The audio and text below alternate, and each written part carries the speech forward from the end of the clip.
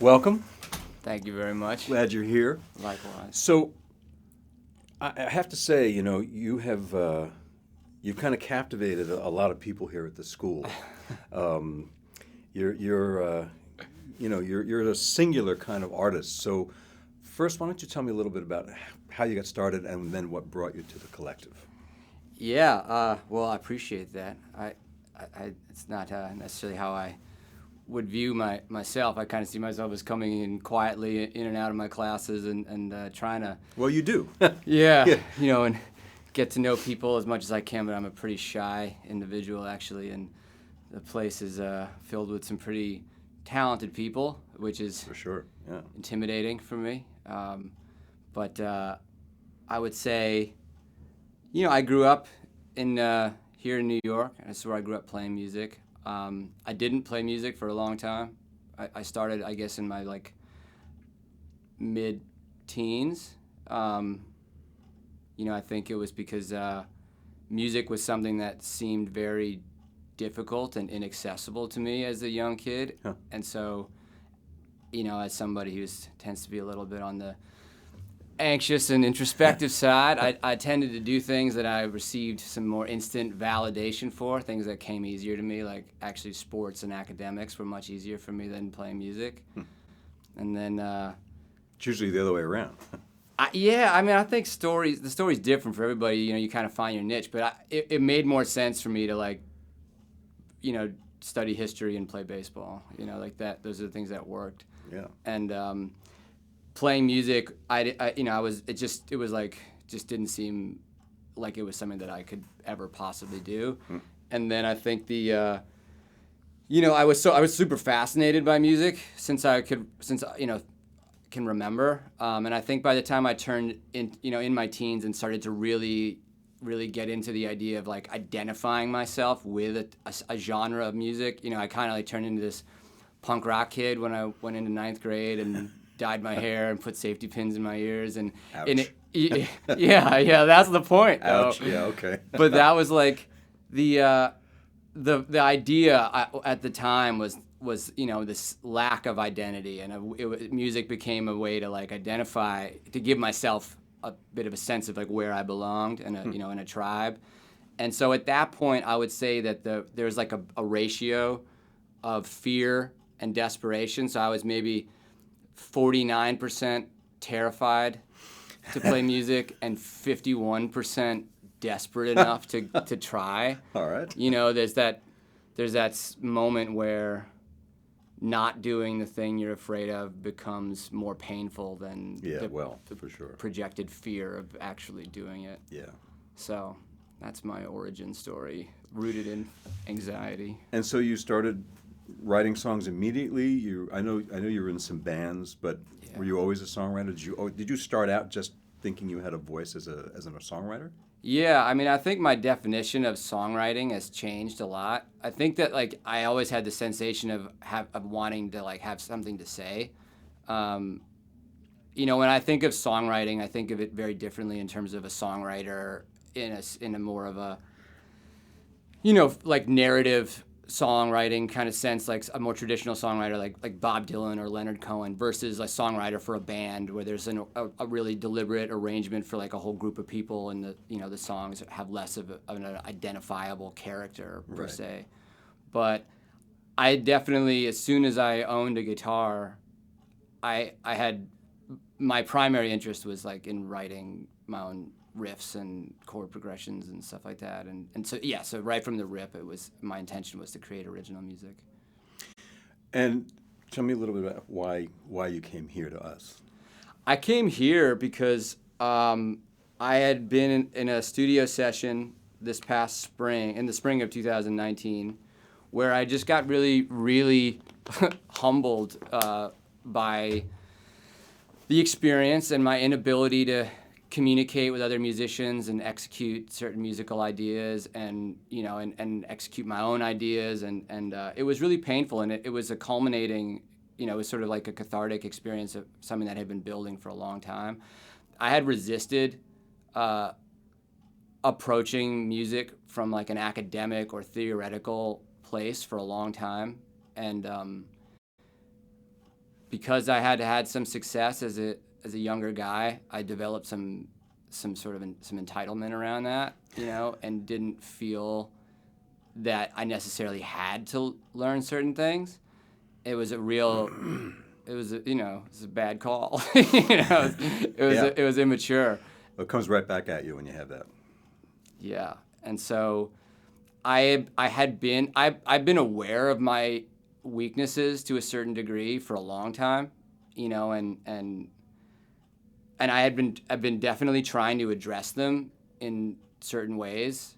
But I've been on tour a lot for the past 3 years, and I found that what I would do when I'd be at home trying to study or learn something would potentially go right out the window once I went right back into like gig mode. Because when I'm in gig mode, I'm like, what do I need to do to like make this gig tonight work? Right. Not like this is my laboratory to try something, that I'm completely unfamiliar with. Although you have to do that at gigs too, but I just couldn't like maintain study of any kind. So it really made sense to make a commitment to come and create a structure and some accountability for myself, and some discipline.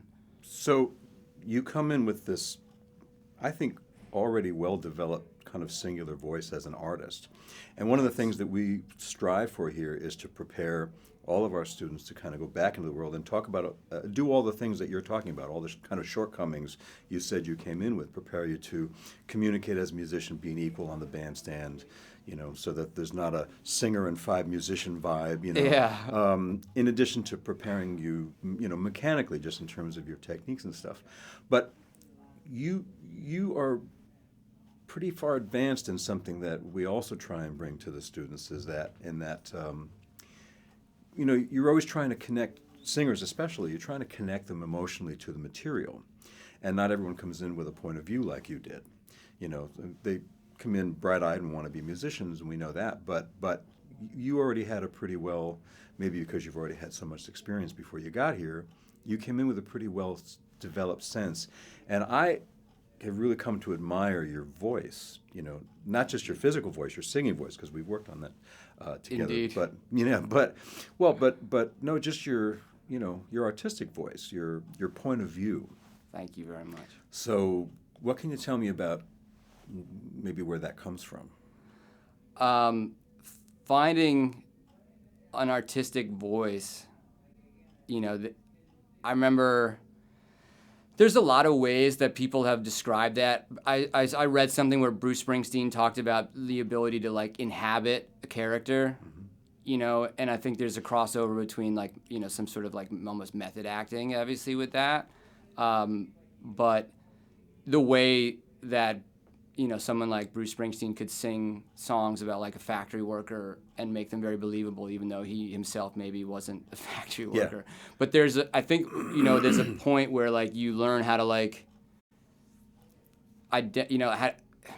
there's a certain level of like compassion that I think you eventually can develop, where you can identify, your own point of relation to like anybody's story, and how you can identify with them. Mm-hmm. But I would say that what the process for me looked like was like just a lot of like writing songs and a lot of iterations of myself, as an artist. I've gone through like very identifiable phases, like visually, the way I've looked and the types of styles that I've inhabited. And a lot of it, has to do with like a tremendous amount of repetition of just like doing things over and over again, and kind of learning your own. I think the primary responsibility of an artist is to become as intimately familiar with their own process as they possibly can be, rather than anything else, because because it's hard to make rules for people to do these things, because people's stories are very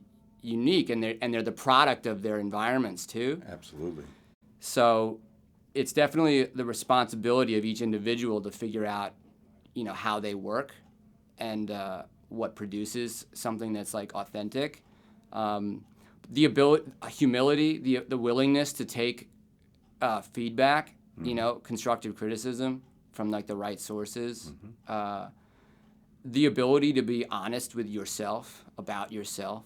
self-appraisal, self-observation. There was a lot of things blocked me from, or I shouldn't say blocked, because all these things are like, all these failures are foundational steps to something that potentially hits if you are, doing these other things. But not everyone has the tenacity to work through those things. This is not an easy gig, man. Yeah. Like, I don't do this because I feel I have a choice. Right. It's brutal. I mean, and in working with you over the past couple of semesters, I mean, that's one of the things that really stands out to me is your humility, first of all, and that, you come in here with a considerable talent, and yet you don't throw it around like a wad of cash. I mean, your openness to any kind of suggestion, and even if it's not something that's even applicable, so some of just kind of the changes we put you through here at school may or may not have a direct bearing on where you think you're headed, but you're open to all of it, and you take it all in as part of your process. That's really commendable for us, from our perspective. Well, thank you very much for the acknowledgement on that, and I would say that that's an attitude that does not come naturally to me, and it's required, humility, the word humiliation. Like there's a lot of like you kind of get. I think the word humility, it comes from like a Latin word that means earth. So you get brought down to that attitude. You don't ascend to it. Very true. That's in my experience. Yeah. So I've had a lot of challenges and failings of my own that have led me to that place of receptivity and openness that you're talking about. And I also think that that's still a very relative thing, because I don't know where I'm at on that scale. Yeah, I know where I am in relation to myself, 4 years ago, or but that's enough, really. I mean, that's the only gauge there is, I think. Yeah, I mean, on the path that you're on, I think that's the only gauge, is that you walk in, you kind of go, I've been this, I've done that, that wasn't working, let me try something different. Yeah, it also means a lot to me to demonstrate that attitude to everybody else, because I want everyone to know that this means the world to me, and I suppose I'm self-conscious. I feel I'm a little bit older than I think the majority of the students are, and A little bit. and I also think that I come in here thinking everybody in this place can kick my ass, and Yeah, but- and no, and I think there's a degree of healthiness to that, that you have to, I think, to be out there, out of it exists within school, but this is its tiny little insular world. So being a big fish in this space is meaningful only to the extent with which you intend to leave this space. Right. And Right. so Exactly. the reality of it is that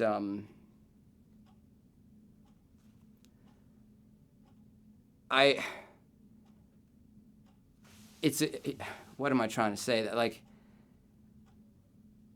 it wouldn't, what brought me into this place would make it completely unnatural for me to act like a big shot of any kind, or because that's not the case, and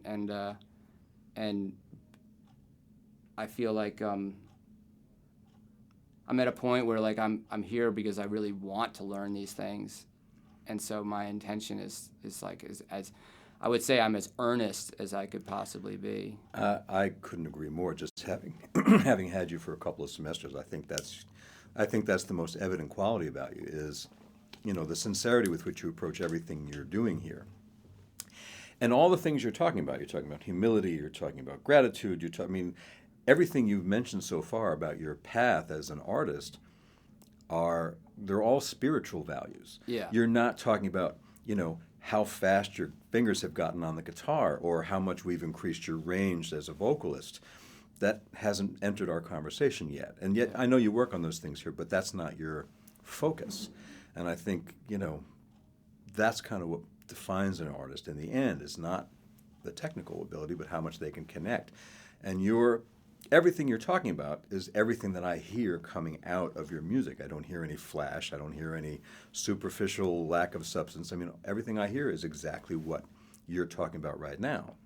So that's a big degree of success right there. Yeah. To kind of translate these things that to me are lasting values of art, and to be able to tell people's stories, even if they're not your own stories, and to, like Art Blakey said, wash away the dust of everyday life for someone. Yeah. That's an act of giving, as opposed to, hey, look at me, I'm this guitar player or this fast drummer. It's kind of the antithesis of all of that. Yeah. And it's how I define success as well. So I think that's why I'm so, interested in you as an artist, because this is what you bring to the table and what you're remaining focused on the whole time I've known you. Well, I mean, I feel very honored that, once again, thank you for that level of recognition. I feel very seen as an artist, but as a person, and that's an important thing, feeling seen in that way is incredibly nourishing and encouraging, and it's something that I think is kind of the need to feel seen in that way is part of what drives me to make art, and that there is an internal landscape and something going on that I'm trying to figure out the means to externalize, and as you've emphasized in our work, that requires a certain knowledge of mechanics and things like that. So that you can transcend those mechanics. Right, exactly. But like I said, having something to say, even if you don't necessarily know what it is, but with the idea of a lack of flash and stuff like that, I think that with my own specific path as an artist, I got to a point where my priority became the efficiency of my communication and clarity of certain things. I wanted to. It's interesting because when you create something that's effective, it doesn't inevitably tend to have various interpretive options.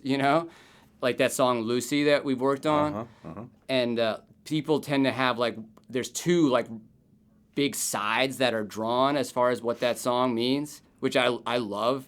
I love that polarizes people in that way, and that character in that song is so polarizing. Yeah.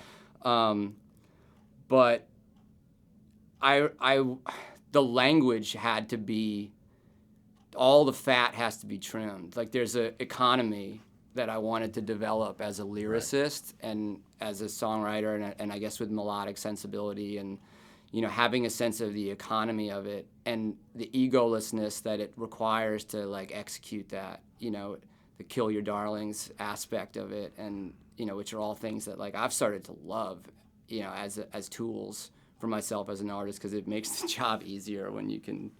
Well, and they're making you stronger. I mean, it's the hardest work that's making you stronger as you grow along. That's the thing, the challenge of it, and the things that have held me back inevitably become my greatest assets when they're recontextualized and used for a certain type of purpose, and the connectivity that it allows you, when your experience can mirror other people's experiences and things like that, and the things that they feel are resonant with them. If everything comes super easily, I think it's hard. I mean, I don't know. That's obviously the case for some people, but even still, I think, everybody's fighting a battle. So there's I think that's what people connect to. So in terms of your audience, because you're also out with an active career. You're a student here at the school, excuse me, but you're actively out touring already, and you've already developed an audience. And talk a little bit about the kind of the niche you've carved out for yourself and where you're spending a lot of your time touring. Yeah, well, that's definitely something that my touring experience as a solo artist, which has really been the past 3.5 years. I put out an album in 2016 that was crowdfunded, and I at the same moment was asked to write a song for a documentary film called Generation Found, which was a film about recovery high schools. So it was like high schools specializing in children and teenagers that were recovering from substance abuse issues and mental illness and things like that. And it was kind of a perfect storm as far as like my album and that film. And I hit the road hard with that film, and I ended up meeting a lot of people that I wouldn't have met otherwise that, you know, operated in these different types of like advocacy spaces and mental health stuff and like criminal justice and stuff. So I ended up performing. I've played now along with my traditional venues and touring. I've done a lot of work in jails and prisons around the country. So I have, my niche is like, they're not buying a lot of records, you know, in that sense. But you know, that I think that's probably the most interesting little sliver. Well, yeah, I mean, you do the traditional clubs and Rockwood here in New York, and you do kind of tour the traditional places. Yeah. But that's bringing music to people that really, I think, need it the most. Yeah. And kind of bringing them a kind of healing that they aren't maybe readily exposed to on a regular basis. Yeah, to me, having the opportunity to play shows in jails and in prisons was something that I never predicted or planned would be in the cards for me. You know, like that just wasn't something that like when I was playing a guitar as a teenager that I thought that I'd be like. At this point, I've probably played 150 shows in jails and prisons around the country, as far west as Utah. I played all the big state prisons in Utah. I've toured. I did a tour exclusively of state prisons in Ohio, which was a really. There are a lot of good stories from all of these. And a lot of great songs coming out, I'm sure. Yeah, and people you meet. Yeah, and I think that, you know, part of the same, like, when I was talking about a bit of the egolessness that's required to, like, you get out of the way of a good song, I think you have to get out of the way of your own career and your own path as well. Like, there's this quote that I really like that I'll paraphrase by Joseph Campbell, who's a big hero of mine, where he says you have to give up the life that you want in order to have the life that's waiting for you. Right. And for me, music and like when I started writing the songs for that first record, it was really like a very channeled experience, but it was also being done very rigorously and in the most disciplined way I'd ever approached the creative process. And so I think that those songs had more of like a spiritual resonance than anything I'd done before. I think something coalesced for me at that point. And when that happens, it's powerful, and it just, you gotta like let the music take you where you're like, my audience found me, you know, in that sense. Or like I was put in places, you know, like I didn't have to make certain deliberate decisions. Like I just kind of kept pulling the thread. And so the people that were drawn to my music, you know, kind of naturally showed up. And then when I started touring in the prisons, it did occur to me that, you know, there were so many individuals who, you know, have this sense of voicelessness and obviously lack of agency. You know, you're like locked up, you're like incarcerated. But more than that, like a deep sense of like voice, just having no voice, you know, having no sense of being able to like advocate for themselves or anything like that. And so I started to like, I think by osmosis, and I spent as much time in the jails and in the prisons just spending time there. I mean, I got to the point where like I found myself like in the DeKalb County Jail Annex, just playing spades with you know, like just playing cards, like like locked up, like the door was locked. I'm just, you know, just hanging out and you know, and which was amazing, by the way, that I was kind of like allowed to do that. Yeah. But if you can play some like Merle Haggard songs, you know, they're like they're like let you in. Yeah. And but I tried to listen as much as I possibly could, and pick up as much as I possibly could. And on one level, it feels kind of like mercenary and exploitive almost. Like, this is like good material, which I have certainly like battled with my own feelings around that kind of thing. Well, I mean, yeah, if you have doubt, you can doubt almost anything with good intentions, you can doubt anything you do, but I don't get that from you at all. To me, it seems like it's always seemed like you're bringing something to people that need to hear it, and you're learning more about people that are hearing it and telling their stories. To me, in my experience of you so far, there's nothing mercenary about it. Well, I appreciate that. You don't know what's in my head all the time. Well, no, I don't. I mean, I just know what comes out of your mouth. Yeah.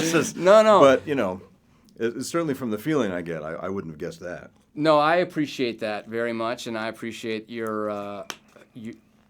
I really appreciate the way that you see me, and I'll reiterate that because I sort of said that before, and it's very affirming and very encouraging, and I think that's an amazing relationship to have with a teacher as well, because I really, really admire you.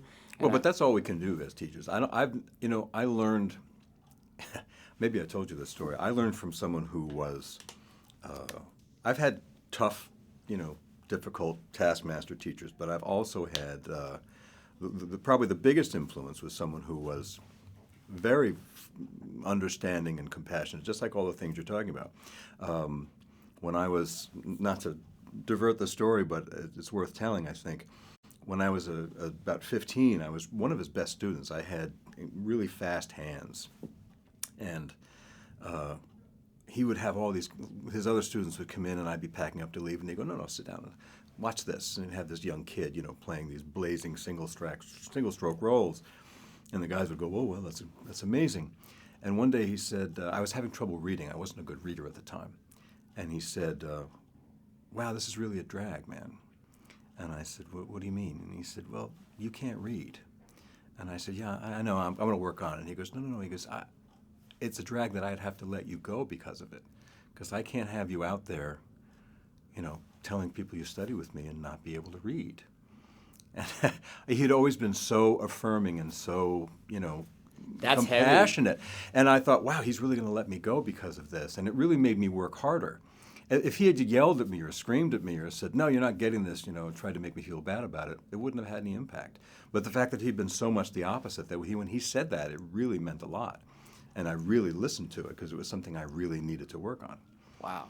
So to me, it's always, as from a teacher's perspective, it's always about finding what's best in the student and cultivating that. Yeah. Because everyone's going to have different gifts. Everyone's going to have different focus. I can just imagine, did you just feel like you got the wind knocked out of you? Oh, absolutely. It was devastating. Because Because I was like his little star for a while, And, but that's so real, though, as well. Yeah, totally. And absolutely. On some level, but like that, to me, that's like what I would be talking about when I'd say like, my own like entitlement issues, like to get called out like that in a way from someone that you really respect as well. And then because I would feel at that moment that I'd been like taking advantage as well on some degree, that I wasn't, and I have felt that way about so many of the opportunities I've had and so many of the people I've had the great fortune to work with, that I just wasn't showing up for them the way that they were. That their level of mastery merited, which brings me back to the attitude that I try to have as a student here, is that like I just have a lot of respect for I know how hard I've worked to get to where I am now. So when I see people that are really masters of certain things, I can only roughly estimate a level of like sweat and dedication that's required into going into that. And I'm just getting a sense of that now at this point in my life. These students work their tails off here. Yeah, but I think everybody, all of the faculty have done that as well. Oh, for sure. And do that, especially I like, everybody's working here. I really appreciate you coming in and taking the time and having this interview, but if you would just in closing tell us a little bit about what you have planned for the immediate future. Sure, and thank you, Jim, for taking the time to do this. I enjoy our conversations tremendously. Always. Right now, I'm going to be releasing some new music in the in the coming months in winter. I'm going to be putting out a song on January 4th called Like a River, which was mentioned. And then in February, my plan is to put out that song that we've been working on, a song called Tell Lucy That I Love Her. Great song. Thank you very much. And then we're going to do a presentation here at the school. So we're going to do an event, a workshop, or, I think that the format is TBD to a certain degree. That's all right. And we're going to basically make this kind of conversation, a live event that people can attend and hopefully participate in as well. And maybe we'll be fortunate enough to have you. And I don't know. We'll see. Well, we'll try to sweeten the deal for you. But there'll be, I think I'll probably play some music and talk a bit about my story and talk about what the past 3 years on the road have been like and some of the inspiration behind some of this upcoming material. And, just in general, this sort of mysteriously evolving concept of, the process and so forth. I think that'll be a great thing for songwriters because, among songwriters, there's always this feeling of kind of we're all in it together, but everyone has a story to tell. And I think you definitely bring a lot to the table. Thank you very much. We'll get that out to the social media crowd when it's definite. Man, thanks so much. Thank you very much, Jim. I really appreciate it. To be continued. Indeed.